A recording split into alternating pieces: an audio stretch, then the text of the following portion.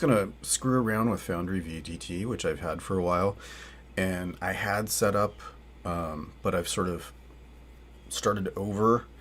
But the idea is to set it up for solo RPGing, so I can play various things like sort of maybe Deadlands, which I might do today because there's a little world, mini adventure that I can do right away, just to show it off, but then, and to try it out and to see if I can figure out how to do it.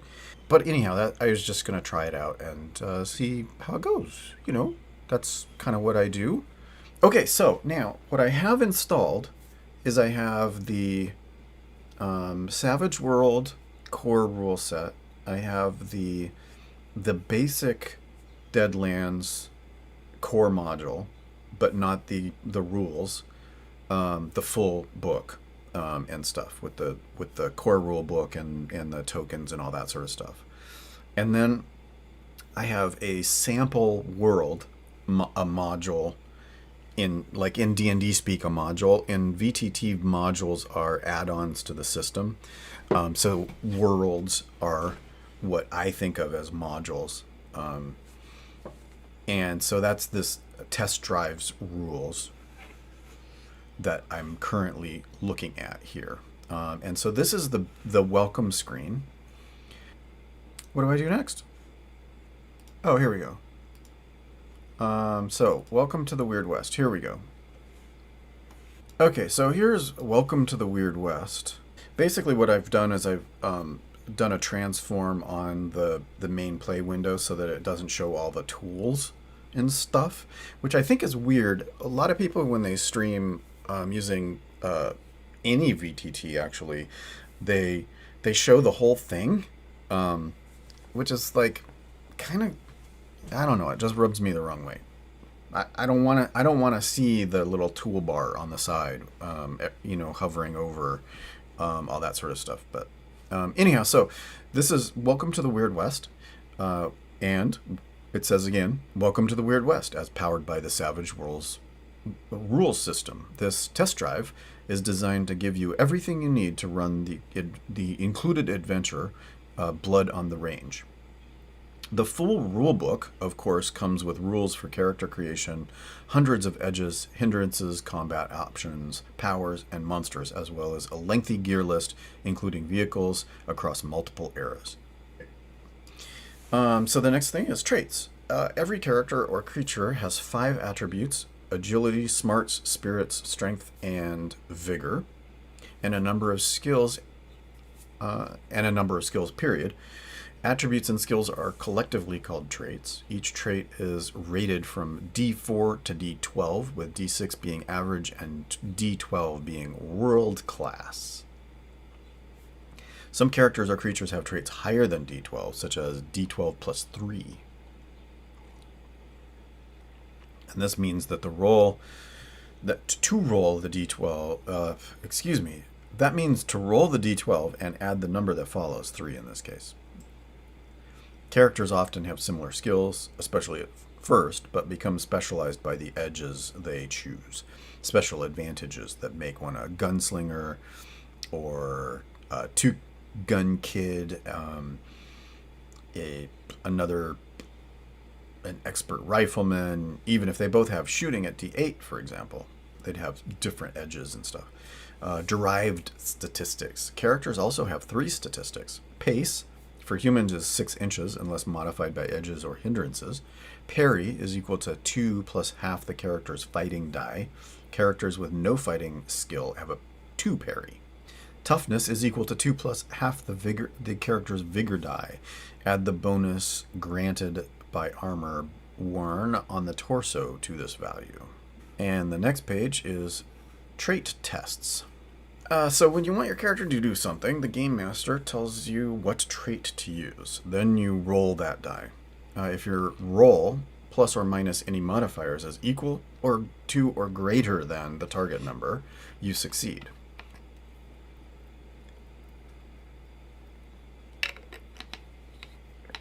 Target numbers, challenge numbers, whatever. The usual target number for most tasks is 4. Apply any modifiers to your roll and compare it with the target number. Raises. A roll that's 4 points over the target number is called a raise. If your hero needs a 4 to shoot an opponent and rolls an 8 or higher, your hero hits with a raise. The wild die. So this is the extra die in Savage Worlds. Wild cards. See wild cards in extras. Wild cards are player characters. Roll an extra d6 called a wild die. If the result is the wild die of the wild die is higher than the trait die, use the result of the wild die instead. Any modifiers apply to the highest rolls.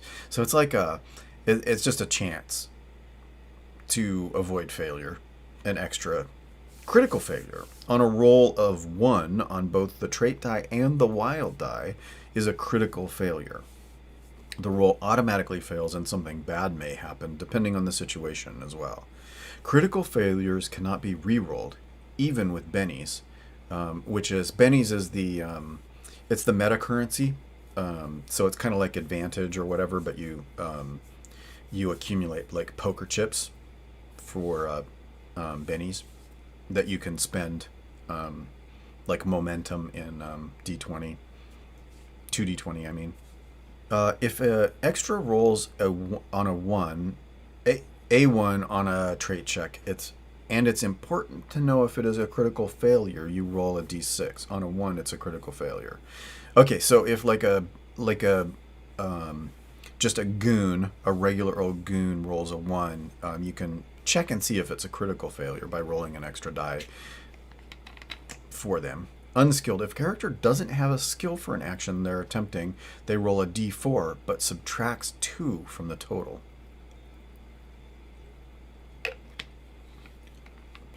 Wow, wait. You roll a d4 and subtract 2? That means there is no way to succeed? Unless you succeed on your wild die. So in order for an unskilled character to succeed at something, they would have to roll a 6 on their wild die. And that's the only way they could succeed. That's what that suggests to me. Okay, so aces. Trait tests and damage rolls in Savage Worlds are open-ended. When you roll the highest number possible on a die, a 6 on a d6, an 8 on a d8, etc., you keep that roll, or you roll that die again and add to its total. Oh, no, actually, so, okay.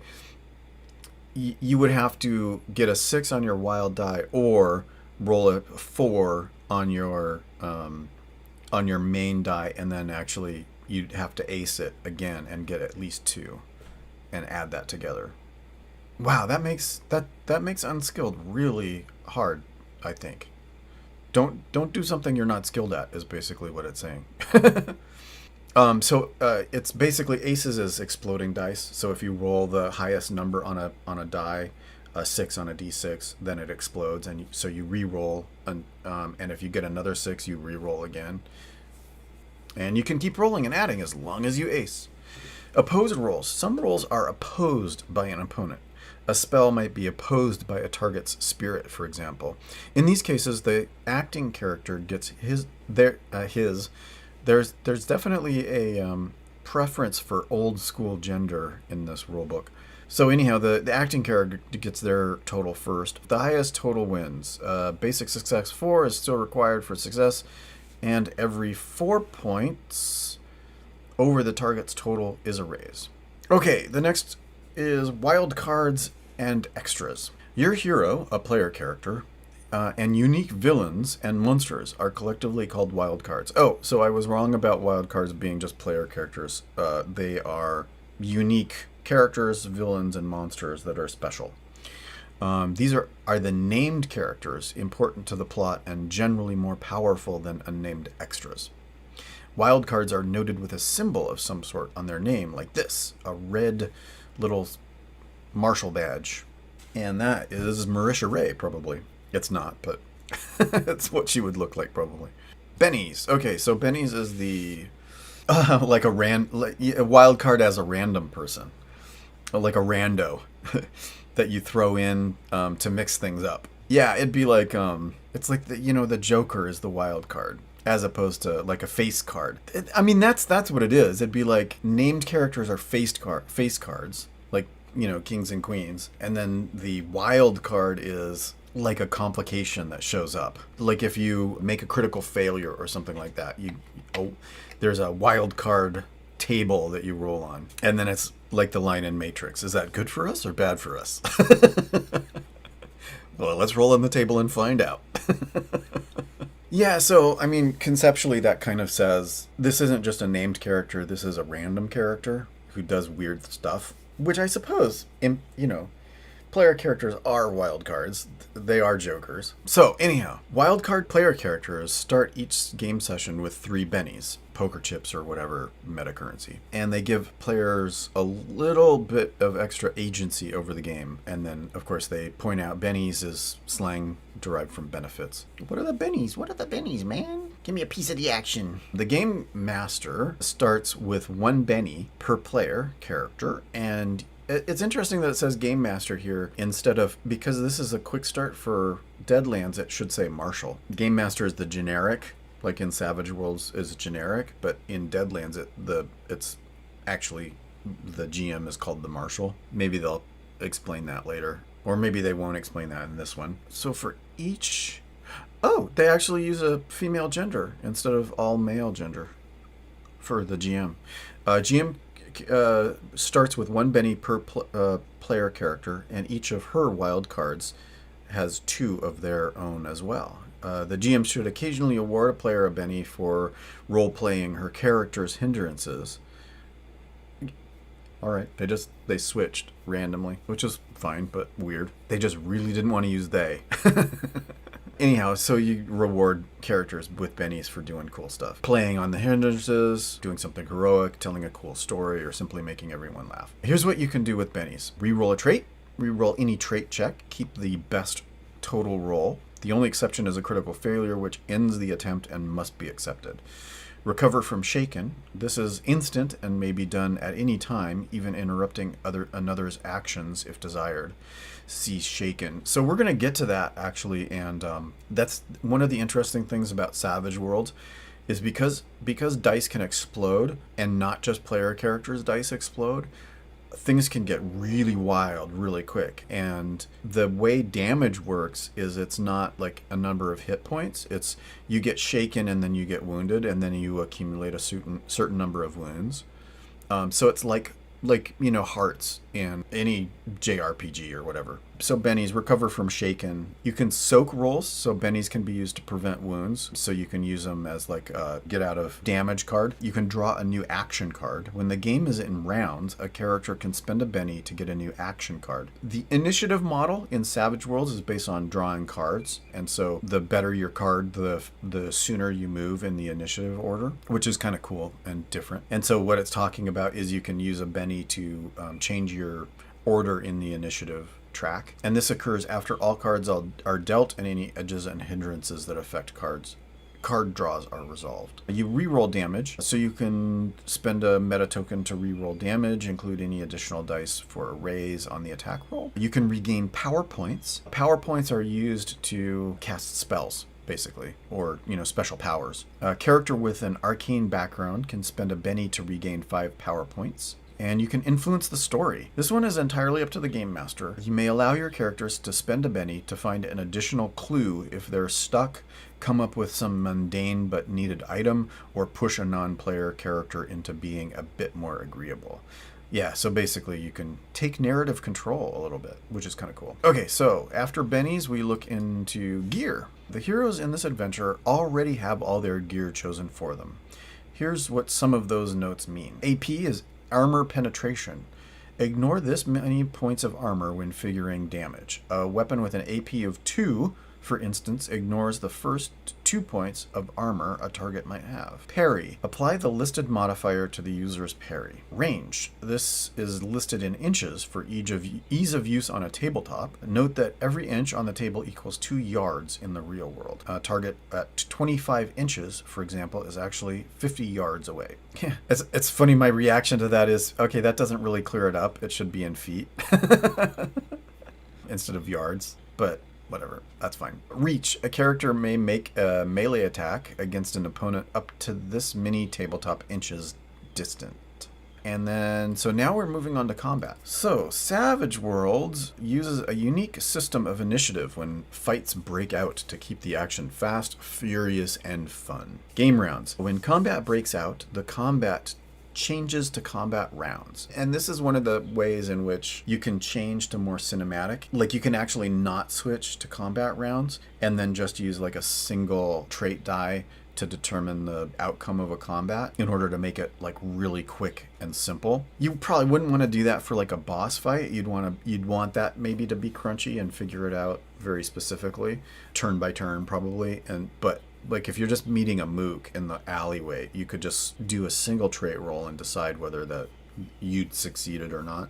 Almost like rolling an oracle on an encounter. Did I succeed or did I fail? What was the outcome of this encounter? So if you're using game rounds, when combat breaks out, you change to game rounds, and a round is an entire countdown of action cards. In Savage Worlds, a round is an entire countdown of action cards from ace to deuce. So a round is once through the initiative track.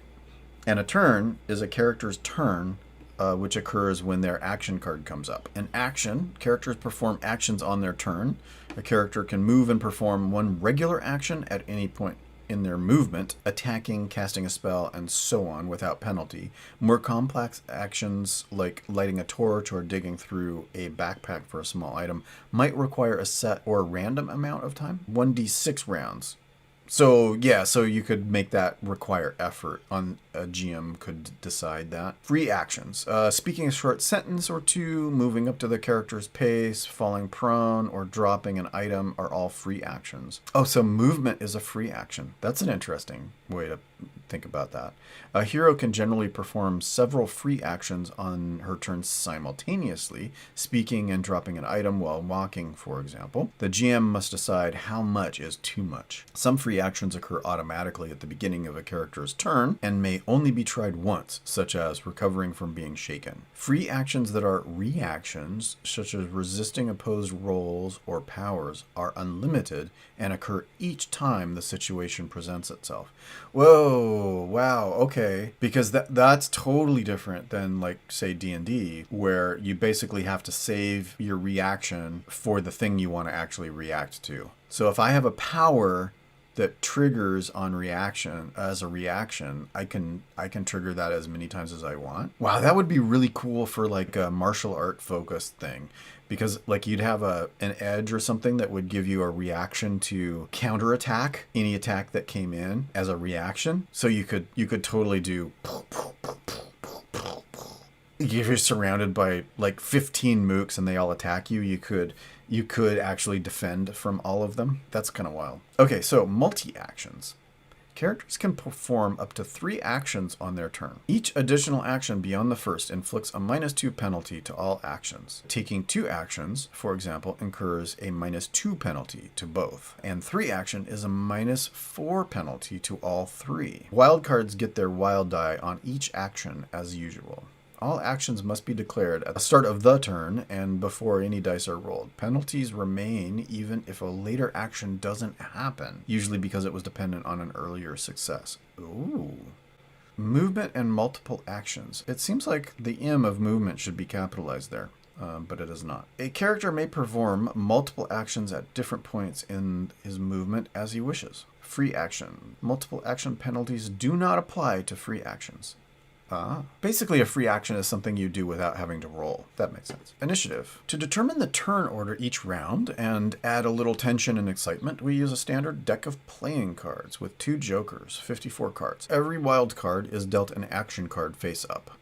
Any allies that player is controlling act on their card as well. So like if you have a horse or a dog or something like that, it would act on yours. Every villain or each type of Game Master characters share a card, except for wild cards. Once the cards are dealt, the Game Master counts down from ace to deuce, with each character or group resolving their turn when their cards come up. Ties are resolved in suit order. Oh god, that's complicated. Spades then hearts, diamonds, and clubs. When all actions are resolved, start the process over again, dealing from the remaining deck, so you don't reshuffle. Jokers. If your action card is a joker, you get to take your turn whenever you want in a round, including automatically interrupting another's actions, which is pretty wild and crazy. Best of all, you add +2 to all your trait and damage rolls this round. All players also receive a Benny. Reshuffle the deck at the end of the round after a joker is dealt to any character. Hold. A hero can choose to wait and see what happens by going on hold. He may then go later in the round if he chooses, and can then take his action normally. A held action lasts until it's used. If a character has a held card when a new round starts, he's not dealt in. Whoa, interesting. That's a twist. Interrupting actions. If a character on hold wants to interrupt an action, he and the opponent must make opposed agility rolls to determine who goes first. Oh, interesting. Yeah. So that makes it going on hold is less powerful than having a joker. Movement. Player characters usually have a pace of 6, meaning they can move that many inches on the tabletop in a round as a free action. Characters who want to cover more ground can choose to use an action to run. This gives them an additional 1d6 inches of movement, but they suffer a -2 penalty, the standard multi-action penalty, to all other actions made while running that round. This isn't a trait roll, so there's no wild die, and it can't ace. Melee attacks. A character may make one fighting attack per action. Roll a fighting skill roll and compare it to the opponent's parry. The target's parry number is the target number for fighting attacks. On a success, your character makes a melee damage roll based on the weapon in hand. See damage. With a raise, you add an additional 1d6 bonus damage for that strike as well, and the damage dice together. Don't roll them separately like traits. Withdrawing from close combat. Whenever a character retreats from melee, all adjacent non-shaken opponents get an immediate free attack, but only one. No extra attacks from edges or wielding 2 weapons. Ranged attack. The shooting skill covers everything from pistols to rocket launchers. Use athletics for thrown weapons. Ranged weapons have a set of numbers under range. This is their short, medium, and long range brackets in inches. Hitting a target at short range is a standard shooting roll. A target number of 4 with no range modifier. Shooting a target at medium range subtracts 2 from the roll, and a long range subtracts 4 from the roll. Weapon ranges are designed for using miniatures on the tabletop. Every inch on the tabletop equals 2 yards in the real world. A target at 25, for example, is actually 50 yards away from the attacker. So that is exactly repeating the previous thing, but that's okay. Just as a reminder, cover. Subtract 2 from the attack if the defender has light cover, less than half the target is hidden. -4 for medium cover, about half the target is hidden. And -6 if the defender has substantial cover, most of the target is hidden. And now the wacky thing with damage. This is a big difference from like some other role-playing thing. After a successful hit, the attacker rolls damage. When rolling damage, add the result of the dice together to figure your total damage. Damage rolls can ace as well, which means you keep rolling and adding whenever damage dice ace. So yeah, so you can totally end up with insane. You could give somebody a pinprick and accidentally like hit an artery and kill them. Range damage. Range weapon damage is fixed, such as 2d8 or 2d6 plus 1. A Peacemaker pistol, for example, does 2d6 plus 1, meaning you roll 2 6-sided dice, add them together along with any aces, and then add 1 to the total. Melee damage. Roll the attacker's strength die for a punch, no wild die, and add the weapon's damage die if armed. Oh, interesting. So basically, any melee is a punch plus weapon damage. A hero with a strength 8, d8, and a large knife, d6, for example, rolls d8 plus d6. Melee damage is derived from strength, but is not a true trait roll, so the wild die is not used. Bonus damage. Well-placed attacks are more likely to hit vital areas. If you get a raise on the attack roll, add 1d6 to the damage as well. So yeah, you can get a raise, and you can actually get multiple raises, as well as the damage acing. After hitting your target, subtract their toughness from the damage. If the damage roll is less than the target's toughness,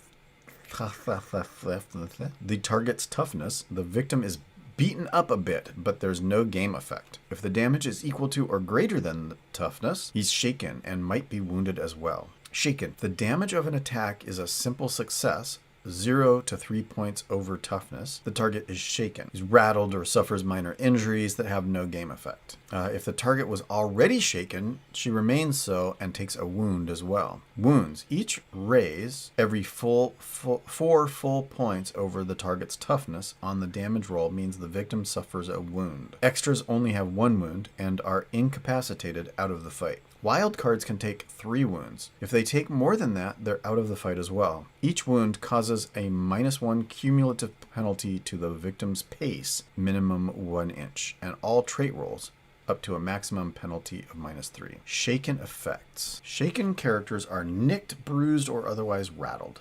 They may only take free actions, such as moving, including running, at the start of their turn. How can they run? Running's not a free action. It takes an action. That seems weird. That doesn't seem right to me. If you're shaken, I don't think you should be able to run. At the start of their turn, shaken characters must attempt to recover from being shaken by making a spirit roll at the start of their turn as a free action. If she fails, she remains shaken. If she succeeds, she's no longer shaken and may act normally. Spending bennies. Remember, a character may spend a benny at any time to remove her shaken status, even when it's not her turn. Incapacitation results. Incapacitated characters may not perform actions, but are still dealt action cards for the remainder of the encounter in case they recover or must roll for other effects, such as bleeding out below. Edges or hindrances that affect card draws, such as quick, level-headed, and hesitant, are ignored when the hero is incapacitated. An incapacitated character must make an immediate vigor roll. Critical failure, the character dies. Failure, the character is bleeding out and must make a vigor roll at the start of each turn. With a raise, he stabilizes. If he fails, he dies. Success, the character stabilizes. She won't pass, but remains unconscious or otherwise incapacitated for 2d6 hours. Soaking damage. Immediately after determining wounds from a single attack, a character may spend a benny to make a vigor roll. Each success and raise on the roll reduces the number of wounds suffered. Oh, it's not. Soaking damage isn't automatic. You actually have to roll. Interesting. Okay. Don't count the wound modifiers you're about to suffer when making this roll. They haven't happened yet. The character soaks all the wounds. She's no longer shaken. So then there's a damage example here.